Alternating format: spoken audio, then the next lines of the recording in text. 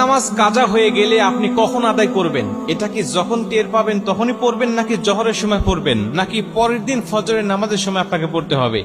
এবং যদি আপনি কাজা আদায় করেন তাহলে তখন সুন্নত সহ পড়বেন, নাকি সুন্নত বাদে শুধু ফরজ নামাজ পড়বেন? এই প্রশ্নটা আমাদেরকে সবচাইতে বেশি করা হয়। আমরা জানি পবিত্র কোরআন সূরা নিসার 103 নম্বর আয়াতের শেষের অংশে আল্লাহ পাক বলছেন, ইন্নাস সালাতা কানাত আলাল মুমিনিনা কিতাবাম মাওকুতা। আমি আল্লাহ তোমাদেরকে নির্দিষ্ট সময়েই নামাজকে ফরজ করেছি। নামাজ নির্দিষ্ট সময়ে ফরজ, কিন্তু আপনি নির্দিষ্ট সময় যদি না পড়তে পারেন কোনো জরুরতের ক্ষেত্রে, তাহলে আপনি কি করবেন? যেমন আমরা জানি ফজরের নামাজটা কখন পড়তে হয়? সুবহে সাদিক থেকে সূর্য উদয় পর্যন্ত, এটুকু ফজরের নামাজের সময়। এর পরবর্তীতে পড়তে গেলে আপনার কাজা পড়তে হবে। আমরা জানি নবীজি সাল্লাল্লাহু আলাইহি ওয়াসাল্লাম বলেছেন, তিনটা সময়ে নামাজ পড়া আল্লাহ পাক হারাম করে দিয়েছেন। 1 নম্বরে সূর্য উদয়ের সময়, 2 নম্বরে সূর্য যখন একেবারে ঠিক মাথার উপরে থাকে, হেলে যতক্ষণ না যায়, এবং 3 নম্বরে